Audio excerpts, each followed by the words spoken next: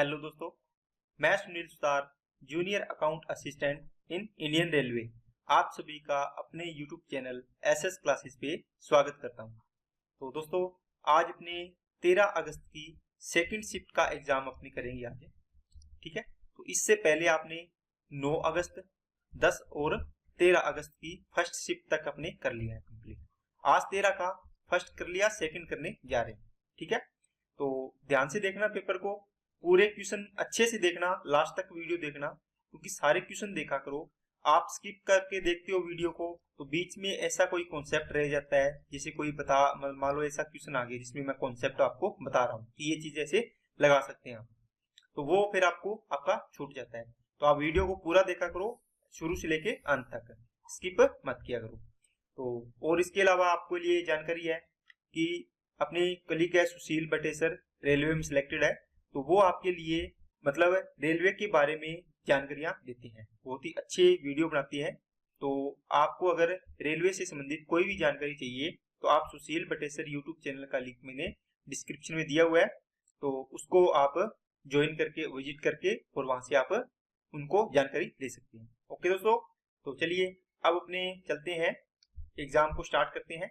चलिए first question पे चलते हैं, पढ़िए क्या दिया है। यदि 1000 रुपए की धनराशि 3 वर्ष में चक्रवृद्धि ब्याज की दर से 1331 रुपए हो जाती है तो ब्याज की वार्षिक दर बताओ। दोस्तों, जो सिंपल इंटरेस्ट होता है एसआई, वो क्या होता है, वो होता है आरटी परसेंट। एसआई परसेंट बराबर आरटी परसेंट, लेकिन उसमें ये आर और टी का गुणा नहीं चलता। इसमें देखो 1000 रुपए की राशि कितनी हो जाती है, 1331 रुपए हो जाती है। कितने साल में, 3 साल में। अगर आपने CISI का वीडियो देखा होगा तो आपने देखा होगा मैंने बहुत डीप से इस चीज को करवा रखा है, एक एक चीज क्लियर की है कि कैसे होता है ये। इसमें देखो पावर में चलता है दोस्तों, मतलब 3 साल में, इसका मतलब किसी की पावर होके ये आया है और किसी की पावर होके ये आया है। इसका मतलब 1 साल का निकालेंगे, आपको तो दर चाहिए तो दर तो 1 साल की होती है। तो 1000 का क्या करोगे दोस्तों, पावर 1/3 हो जाएगी यहाँ पे, तो 1331 की पावर भी क्या हो जाएगी, 1/3 हो जाएगी। ठीक है, ये कितना आएगा, 10 आएगा, 10 की क्यूब होता है ना, ये 11 आ गया। अब देखो 1 साल में जो धन होता है कितना हो गया, 10 से 11, मतलब 1 रुपये ब्याज मिला 1 साल में, कितने पर, 10 पर, गुणा में 100। ठीक है, 100%, ये कट गया 0, तो आपकी आ गई दोस्तों 10% आपकी दर। तो जब भी आपको 3 साल का दिया है, 2 साल का दिया है, तो आप उसको 1 साल में बदल लो। 1 साल में देखो कितने से कितने रुपये आपका धन हो रहा है। ये मूलधन है, देखो ये प्रिंसिपल है, ये अमाउंट है। इसने बोला है ना 1000 से 1331 होगी, तो आपको ब्याज की दर पूछी थी, आपका आंसर आ गया। चलिए नेक्स्ट पे, ये आपका दोस्तों डेटा सफिशिएंसी है ना, एक टॉपिक होता है, उसका सवाल है। 15 जनवरी 2017 को एक्स की आयु क्या थी, ये पूछा है आपको। आपको बोला एक्स अपने भाई से 50 साल, वाई से 50 वर्ष बड़ा है। एक्स बड़ा है किससे, वाई से 50 साल बड़ा है। ठीक है, एक्स। इस क्वेश्चन से आप बता सकते हो क्या कि एक्स की आयु 2017 में कितनी थी, कोई कुछ नहीं बता सकती इससे। दूसरा, वाई अपनी माँ से 20 वर्ष बड़ा है। वाई अपनी छोटा है, अपनी माँ से, मदर से 20 वर्ष छोटा है। क्या दूसरी कंडीशन से बता सकते हो क्या, नहीं बता सकते। अब इन दोनों को अटैच करके देखो, पहले होता है कि पहले अकेले से बता सकते हो क्या, फिर देखो कि दूसरे अकेले से भी बता सकते हो क्या, फिर देखो दोनों से नहीं बता पा रहे क्या, दोनों को जोड़ के बता पा रहे हो क्या। इसमें 4 ऑप्शन आते हैं दोस्तों आपके पास है। पहला एक पर्याप्त है, दूसरा अपर्याप्त है, फिर दूसरा अपर्याप्त है, तीसरा पहला पर्याप्त है ना, दूसरा अपर्याप्त है, पहला अपर्याप्त है, इस प्रकार के। इसमें दोनों ही कंडीशन आपके सेटिस्फाई नहीं हो रही है, इनसे आप ये चीजें नहीं निकाल सकते। ठीक है, तो इसमें ऑप्शन होगा ना तो 1 और ना ही 2 से अपने आंसर कर सकते हैं। चलिए नेक्स्ट पे, यदि समीकरण 3x² - ax + 6 = ax² + 2x + 2 का सिर्फ एक ही पुनरावर्त मूल हो तो a का धनात्मक मान ज्ञात कीजिए। a का पॉजिटिव वैल्यू ज्ञात करनी है दोस्तों। 1 रिपीटेड सॉल्यूशन, इसका मतलब रिपीट होने वाला एक ही, इसका आंसर बताना है। तो अब देखो दोस्तों, ये है द्विघात समीकरण। द्विघात समीकरण में 2 मान आते हैं, तो इसके कुछ नियम होते हैं, पहले आपको मैं बता देता हूँ थोड़ा सा। ये देखो दोस्तों, आपको d की वैल्यू दी हुई है b² - 4ac।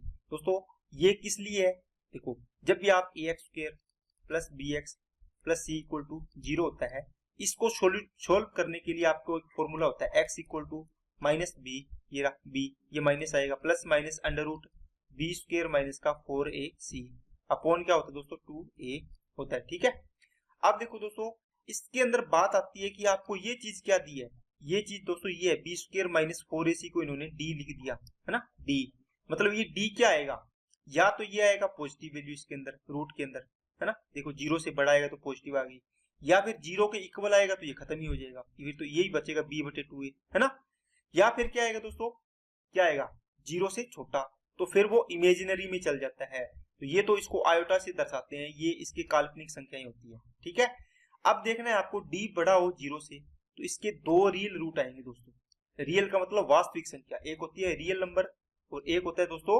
Imaginary number, imaginary number तो इससे आएंगे है ना, रियल नंबर होते हैं इन दोनों में रियल नंबर ही आते हैं है ना, देखो दोनों में रियल है, इसमें रियल नहीं है, कॉम्प्लेक्स है इसमें है ना, काल्पनिक संख्या है, तो इसमें देखो दो रियल रूट आएंगे, दोनों अलग अलग आएंगे है ना, एक 2 है तो दूसरा 3, 3 दोनों अलग अलग होंगे।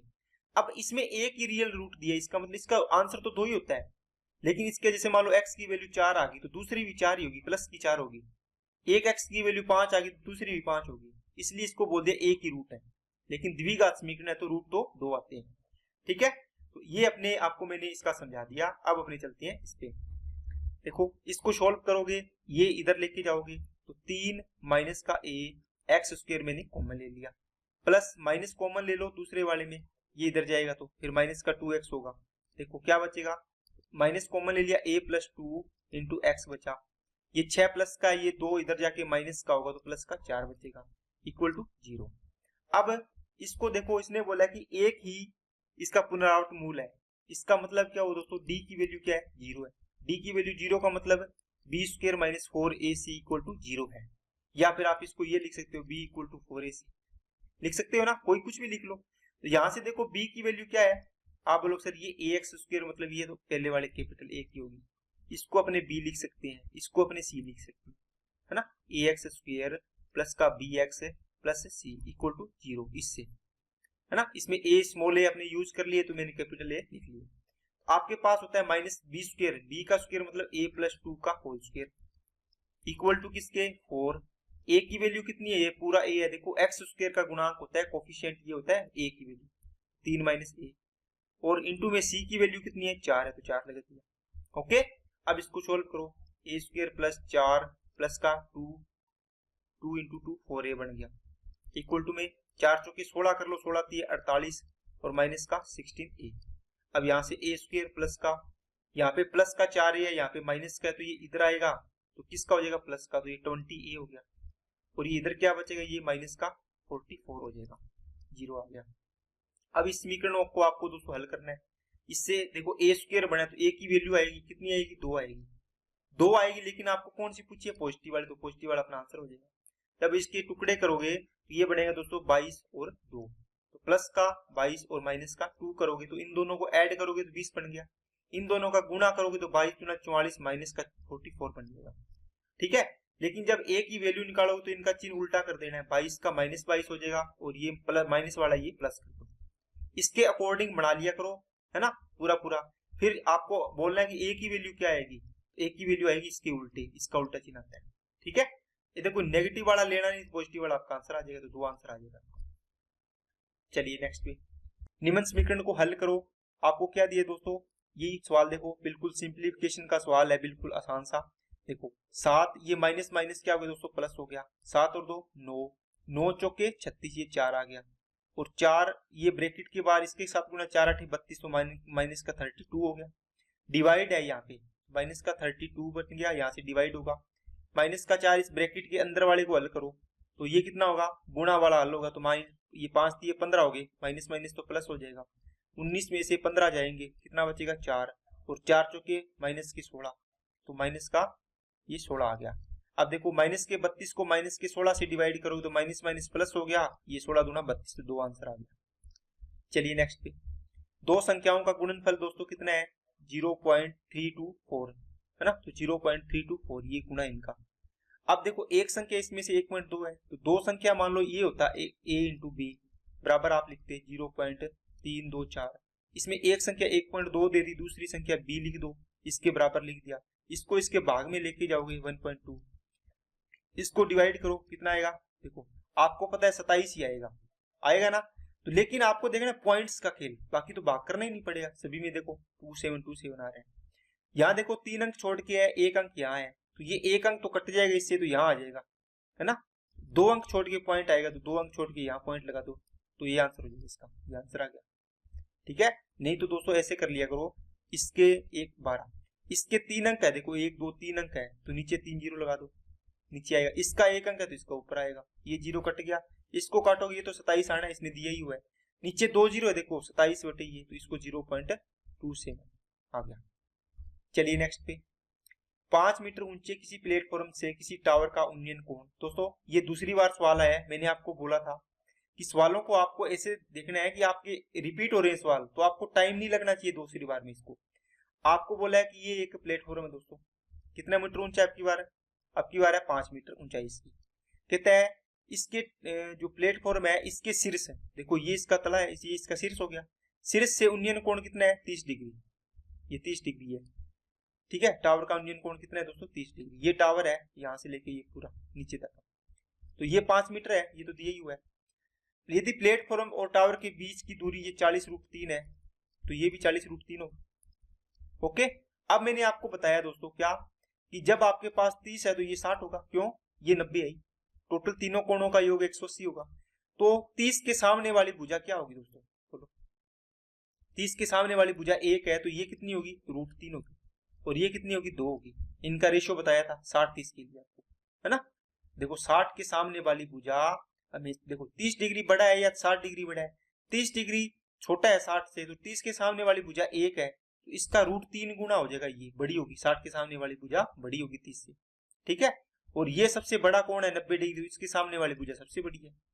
तो देखो √3 की वैल्यू 40√3 है, √3 की वैल्यू 40√3 है, एक की वैल्यू कितनी आएगी 40 आएगी, क्योंकि इसके डिवाइड में जाके √3 कट गया, एक की वैल्यू 40 आ गई, 40 ये होगी और 5 ये होगी, तो टोटल कितनी होगी 45। यहाँ पे ऑप्शन आना था 45, ये यहाँ से कट गया है, तो आपका आंसर आ जाएगा 45। चलिए दोस्तों नेक्स्ट क्वेश्चन पे, किसी वृत्त के अंदर निर्मित समषटकोण और वर्ग के क्षेत्रफलों का अनुपात क्या होगा। देखो दोस्तों, the ratio of the area of A square and a regular hexagon both inscribed in a circle. एक सर्कल के अंदर इसने क्या किया है, एक सर्कल के अंदर इसने दोनों चीज बनाई है, लेकिन दोस्तों इसके अंदर तो मैंने बना दिया समषटकोण। ठीक है, और दूसरी चीज है वो मैं बार बना देता हूँ, ये दोस्तों सीधी है, थोड़ा सा डायग्राम देख लेना, ये इसका सेंटर O है। ठीक है, एक यही सेम है वर्ग, इसके अंदर मैं बना देता हूँ वर्ग, क्योंकि दोनों एक के अंदर बनाए हुए हैं, तो ये थोड़े से मतलब आपको समझ आ जाए, इसलिए अलग अलग बना दिया। इसकी त्रिज्या बताओ, यहाँ से यहाँ तक क्या होगी, R होगी, ये भी R होगी त्रिज्या, और पूरा क्या बन जाएगा वर्ग के लिए, तो क्या बन जाएगा दोस्तों, ये विकर्ण है। लेकिन उसके लिए क्या है, वृत्त के लिए आप बोलो सर व्यास है पूरा, देखो इससे यहाँ से लेके यहाँ तक। इसी प्रकार इसके अंदर मैं ये त्रिज्या मानूंगा, ये देखो सेम ही वृत्त है R, ये भी क्या होगी त्रिज्या होगी R। ओके, तो इसी प्रकार ये इससे मिला होगी, ये त्रिज्या इससे मिला होगी, ये कॉर्नर सीधा मिल रहा है, देखो यहाँ से यहाँ, ये त्रिज्या ये त्रिज्या। तो जो समषटकोण है जो हेक्सागन बना है, इसके अंदर ये 1 2 3 4 5 और 6, तो 6 आपके क्या बनते हैं, रेगुलर इसमें ट्राइंगल बनते हैं, ये कौन से, समबाहु त्रिभुज। ठीक है, तो समबाहु त्रिभुज का क्षेत्रफल क्या होता है, √3/4 इंटू में भुजा स्क्वायर होता है। क्या होता है दोस्तों, √3 क्षेत्रफल का फॉर्मूला ये होता है। अब देखो दोस्तों सेम ही वृत्त है, तो इसकी त्रिज्या और इसकी त्रिज्या बराबर होगी, लेकिन आपको रेशो निकालना है। आप इसको 1 मानो तो ये भी 1 हो जाएगी, तो टोटल कितनी होगी 2। इसका मतलब ये √2 बन गया क्या, विकर्ण। तो वर्ग का विकर्ण क्या होता है दोस्तों, √2 ही होता है। इक्वल टू कितना है, 1 और 1 2, इसके बराबर आएगा। A की वैल्यू कितनी आ गई, √2 आ गई, इसकी तो निकल गई है। अब आपको यहां से देखना है, इसकी वैल्यू आपने 1 मानी है त्रिज्या, देखो इसमें एक त्रिज्या 1 मानी आपने, तो इसका क्षेत्रफल निकालना है, तो क्या निकालोगे आप, बोलो सर √3/4 इंटू भुजा का स्क्वायर। तो भुजा कितनी है, 1 है इस ट्राइंगल की, है ना। अब देखो एक ट्राइंगल है, इसके अंदर सारे के सारे ट्राइंगल एक जैसे ही है, तो 1 का निकाल के कितनी है 6 है, तो 6 से गुना कर दो। अब इसका रेशियो निकालना, ये क्षेत्रफल निकल गया इस पूरे हेक्सागन का, किसके साथ है, वर्ग के साथ। तो वर्ग का क्षेत्रफल निकालो, रूट भुजा स्क्वायर, भुजा कितनी है √2 का होल स्क्वायर। अब इसको सोल्व करो, 3√3 बटे ये 2 और ये कितना आ गया 3, ये आ गया 3 और नीचे आ गया 2 और अनुपात आ गया दोस्तों √2 का स्क्वायर 2 हो गया। इसको जब क्रॉस मल्टीप्लाई करोगे दोनों साइड में 2 2 का गुना कर दो, देखो ये 2 इससे कट जाएगा और ये 4 आ गया, तो यहाँ से आ गया 3√3 अनुपात में 4 आ गया। लेकिन दोस्तों आपको हिंदी के अकॉर्डिंग तो ये है, आपको यहाँ पर पहले क्या दिया है, स्क्वायर, तो पहले स्क्वायर का रखना है। स्क्वायर का कितना इधर वाला है, तो ये 4 आएगा। फिर किसका आएगा, 3√3 इसका आएगा। ठीक है ना, इसके अकॉर्डिंग बनाना। इंग्लिश में सही दिया हुआ है, मैंने इसके अकॉर्डिंग बना दिया था। ठीक है, चलिए नेक्स्ट पे। 2250 रुपए की राशि 3% साधारण ब्याज की दर से 2 वर्षों में कितना ब्याज प्राप्त होगा।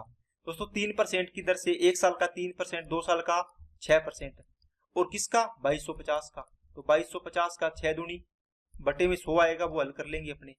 ठीक है, ये 3 आ गया, ये 5 आ गया, 5 से इसको काटो, ये 45, 45 ये कितना होता है 135, आंसर आ गया। चलिए नेक्स्ट पे।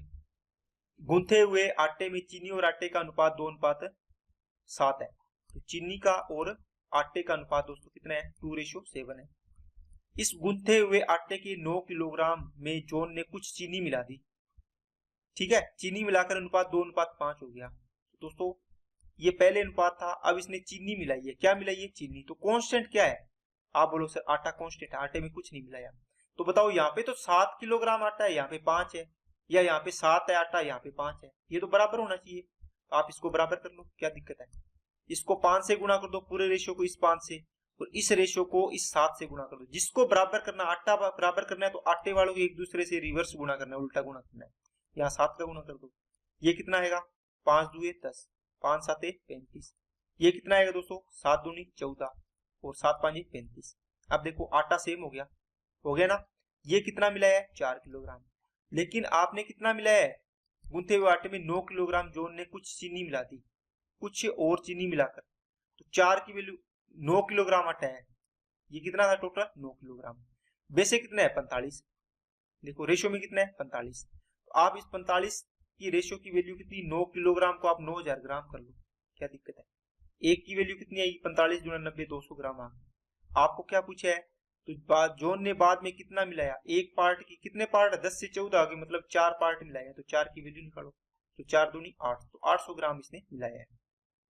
ठीक है, ये आंसर इसका गलत है दोस्तों, ये आंसर आएगा। चलिए नेक्स्ट पे। 2 सही 3/5 का व्युत्क्रम क्या होगा दोस्तों। देखो व्युत्क्रम का मतलब होता है दोस्तों उल्टा। इसका मतलब है 5 2 10 और 3 13/5, इसका उल्टा कर दो, तो 5/13 आंसर आ जाएगा, ये आंसर होगा इसका। ठीक है, चलिए। sec theta plus tan theta equal to 4, तो sec थीटा माइनस से tan थीटा इक्वल टू क्या आएगा। इसको आप दोस्तों k मान लो, कुछ भी मान लो, x मान लो। इन दोनों को गुणा करोगे ना आप, sec थीटा और देखो a प्लस बी और a माइनस बी, तो sec स्क्वायर थीटा माइनस का tan square theta equal to में दोस्तों इन दोनों का गुणा भी होगा 4 × k का, तो 4k बन गया। इसकी वैल्यू कितनी आएगी, 1 आएगी, इक्वल टू में 4 × k। अब ये 1 क्यों आई दोस्तों, देखो 1 plus tan square theta equal to होता है दोस्तों sec स्क्वायर थीटा। ठीक है, आप क्या किया, 1 बराबर ये sec इधर sec साइड में ले गया tan को, sec square theta minus tan square theta. अब देखो इसकी वैल्यू कितनी है, 1 आई है, तो आपने 1 रख दी। तो k की वैल्यू कितनी आएगी, 1/4, ये 4 इसके नीचे आ गई, ये k की वैल्यू आ गई। तो 1/4 का मतलब क्या होता है, 0.25 होता है, ये आंसर आ गया इसका। ओके, चलिए नेक्स्ट पे। दिए गए डेटा के आधार पर शहर ए का साक्षरता प्रतिशत क्या है दोस्तों। शहर ए ये रहा, 200 लोग है, लिटरेट कितने, 150, तो 150 बटे 200 गुणा में 100, 2 से कटा, ये आगे 75% हो गया। आपको पूछा है साक्षरता प्रतिशत, ये पूछा था कितना है, लिटरेट परसेंट, देखो ये आगे दोस्तों 75%। चलिए नेक्स्ट पे हल करिए। देखो 24 डिवाइड बाई, ये पूरा ब्रैकेट हल करना है ना, इस ब्रैकेट से आएगा उसका भाग करना है 24 में। देखो इसमें पहले भाग हल होगा सबसे पहले, है ना, 3 चौके 12, 4 आएगा, 4 का फिर इसके साथ गुणा होगा, कहीं आप 20 में से ये घटा मत देना दोस्तों, ये है दोस्तों 20/3 × में 8। अब देखो यहाँ तो माइनस है, यहाँ गुणा है, इसको तो 4 कर दिया, भाग करना है पहले, लेकिन पहले गुणा होगा या माइनस होगा, आप बोलो सर गुणा, तो 4 8 32 माइनस 20 कितना बचेगा, माइनस का 12, तो 24 डिवाइड बाई माइनस का 12, तो कितना आ जाएगा, माइनस का 2 आंसर आ जाएगा। चलिए नेक्स्ट पे। 3 संख्याओं का एवरेज दोस्तों कितना है, 6। यदि पहली 2 संख्याओं का एवरेज 5 है और अंतिम 2 संख्याओं का एवरेज कितना है, 8 है, तो तीनों संख्याएं क्या है दोस्तों, a, b और c 3 संख्याएं हैं। तीनों संख्याओं का एवरेज कितना है टोटल, देखो एवरेज होता तो मैं 3 लगाता नीचे बराबर 6 लिखता, तो मैं टोटल निकाल लूंगा 18। पहली 2 संख्याएं a प्लस b का टोटल कितना आएगा, 5 एवरेज है, तो 5 दूए 10 आ गया। अन्य कौन सी अंतिम दो ये रही, तो बी प्लस सी का टोटल एवरेज कितना है 8, तो टोटल हो गया 16। अब देखो यहाँ से क्या पूछे, तीनों संख्याएं दोस्तों, a प्लस बी प्लस सी में से आप a माइनस बी ये घटा दोगे, है ना, क्या बच जाएगा c, तो 18 में से ये 10 घटा दो, कितना बच गया 8, ये 8 आ गया, देखो इसमें भी आ रहा है। अब देखो आपको दूसरी ये घटाओगे, देखो पूरे a प्लस बी प्लस सी में से 18 में से ये 16 घटाओगे, b प्लस सी तो कट गया, बचा क्या a, a की वैल्यू कितनी आएगी 2 आएगी, तो इसमें 2 नहीं है, ये कट गया, इसका आंसर आ जाएगा, क्योंकि बाकी में 8 है, ये आंसर आ जाएगा। ऑप्शन से भी आप कर सकते हैं। चलिए 19 इंटू 37, देखो आपको पता है इसको जीरो गुणा किया, इसको पॉइंट, इसके नीचे लगा लो तीनों जीरो, तो ये पॉइंट हटा दिया, एक जीरो कट गया, तो इसका गुणा तो आएगा 437, आपको पता है नीचे 100 है, तो ये 2 अंक छोड़ के पॉइंट लगा दो, 4.37 आ जाएगा। चलिए दोस्तों नेक्स्ट पे 36, 72 और 126 का मैस है कितना होगा। दोस्तों मैस है HCF आपको ज्ञात करना है। HCF ज्ञात करने की आपको अलग अलग तरीके पता होंगे। 36, 72 और 126 का HCF ज्ञात करना है। इनका डिफरेंस भी लेके अपने देखते हैं कि कौन सा आएगा। इनका डिफरेंस 36, इनका डिफरेंस कितना आएगा बताओ, 72, 28 और 26 54। अब इन दोनों का देख लो, निकाल लो इन दोनों का मतलब क्या हुआ, या तो इनका डिफरेंस निकाल लो, 18 आएगा तो 18 आपका HCF आ जाएगा। और वैसे भी आपको पता है इन दोनों में देखना, 36 का भाग जा रहा है कि इसमें 54 में, पूरा नहीं जा रहा, तो फिर देखो इसके आधा करो 18 का, देखे देखो फिर 18 का तो इसमें तो जाएगा, इसमें देखे देखो 18 थी 54, तो 18 आ जाएगा आपका आंसर। या फिर आप 36, 72 और 126 को इस प्रकार करके भी निकाल सकते हैं, ठीक है, यहाँ से जहां तक भाग जा रहा है वैसे। चलिए नेक्स्ट पे एक्स स्क्वायर माइनस ए एक्स प्लस बी के शून्य 3 और 4 है, शून्य का दोस्तों, शून्य नहीं शून्य का है, ए और बी के मान क्रमशः है। दोस्तों आपको बोला कि ए एक्स स्क्वायर माइनस का A X plus B equal to शून्य इनके है 3 और 4। अब देखो आपके पास ये समीकरण बताइए कि इसके शून्य का, तो इससे समीकरण बनाओ, आपको द्विघात समीकरण बनानी होती है, तो इसके लिए होता है दोस्तों ए प्लस बी एक्स प्लस का ए इंटू बी इक्वल टू 0, ये होती है जर्नल फॉर्म दोस्तों इसको बनानी। ए और बी का मतलब ये इसके शून्यंक है, एक्स स्क्वायर माइनस इसका कितना है 3 और 4, 3 प्लस 4 कितना हो जाएगा 7x प्लस 3 इंटू 4 कितना हो जाएगा 12 हो जाएगा, ये 0 आ गया बराबर, ठीक है। देखो अब क्या हुआ, इसके साथ कंपैरिजन करना है आपको, प्लस का 12 इक्वल टू 0, यहाँ से देखो minus A equal to minus का 7, ये देखो माइनस का ए इक्वल टू माइनस 7, तो माइनस माइनस कट गया, ए की वैल्यू कितनी आ गई 7, बी की वैल्यू कितनी है प्लस बी बराबर प्लस 12, तो बी की वैल्यू 12 आ गई, इस प्रकार आपको निकालना है। चलिए नेक्स्ट पे, दो पाइप पी और बी एक टंकी को 37.5 मिनट और 45 मिनट में भर सकते हैं, दोनों पाइप खुले हैं, टंकी 30 मिनट में भर जाएगी यदि पाइप बी को 45 मिनट बाद बंद कर दिया जाता है। ये कहता है एक पी है एक बी है, ये 37.5 का मतलब कितना हो गया 75/2 मिनट, और ये 45 मिनट में भर सकती है। इसका एलसीएम कितना आएगा दोस्तों, 75 और 45 का एलसीएम कितना आएगा बताओ। देखो 75 तो है ही, 75 के अंदर 15 थी, इसमें से 15 होगा और क्या होगा 3, तो 15 तो है इसमें, देखो 15 5 75, 3 नहीं है तो 3 का गुणा कर दिया।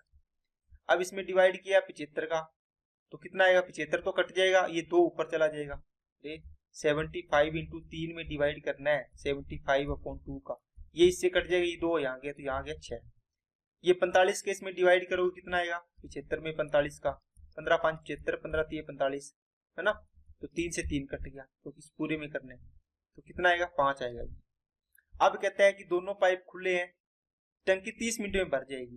देखो दोस्तों यहाँ से मान लो टंकी स्टार्ट की भरनी, पी और बी दोनों लगे, यहाँ तक दोनों है, उसके बाद कौन पाइप बी को बंद कर दिया जाए, 30 मिनट तक दोनों नहीं भरा, कौन पाइप बी बंद कर दी, तो यहाँ पर कौन रहेगा पी रहेगा, तो पी ने देखो यहाँ भी काम किया यहाँ भी किया, इसका मतलब पी ने तो पूरा 30 मिनट काम किया, 30 मिनट में टंकी भर गई थी, तो 30 मिनट में इसका निकाल लो, 30 के 180, तो 75 ये 225 होते हैं ना, तो कितना काम बच गया 45, ये 45 काम किसने किया होगा बी ने, क्योंकि पी ने तो देखो यहाँ से यहाँ तक आपने टोटल निकाल लिया इसका, तो 30 मिनट का टोटल, इसके अलावा जो काम है इसने किया होगा, ये 5 की एफिशिएंसी कितने मिनट में 9 मिनट में, इसने कितने मिनट काम किया होगा 9 मिनट तक काम किया होगा शुरू से यहाँ तक।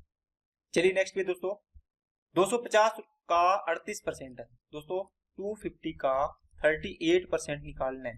देखो इसको डबल करो 500 हो गया, इसको आधा कर दो 19% हो गया, ठीक है। अब देखो परसेंट के साथ नीचे 2 जीरो आएगी, परसेंट से ये 2 जीरो कटेगी तो 19 5 कितनी होगी, 95 होगी। आंसर आ गया। तो ये रूल आप बहुत काम आएगा दोस्तों आपको, जब भी आपको दिखे कि एक संख्या को डबल कर दो, एक को आधी कर दो, ठीक है। ये आपकी ट्रिक है, आपको बहुत ज्यादा काम आएगी कैलकुलेशन के अंदर। तो आज का दोस्त आपका पेपर कंप्लीट होता है, ये प्रीवियस ईयर क्वेश्चन।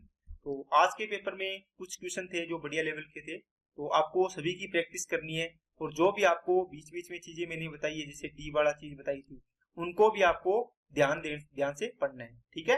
तो कोई भी आपको डाउट हो तो आप ग्रुप में लिखो, है ना। ग्रुप ज्वाइन कर लिया होगा आपने, और जिसने नहीं किया तो ग्रुप ज्वाइन कर लो। और चैनल को सब्सक्राइब नहीं किया तो चैनल को सब्सक्राइब जरूर करें, और बेल आइकन पे क्लिक कर लें जिससे वीडियो की नोटिफिकेशन आपको समय पर मिल जाए। ओके दोस्तों, तो आज के लिए इतने रखते हैं। Okay, thank you.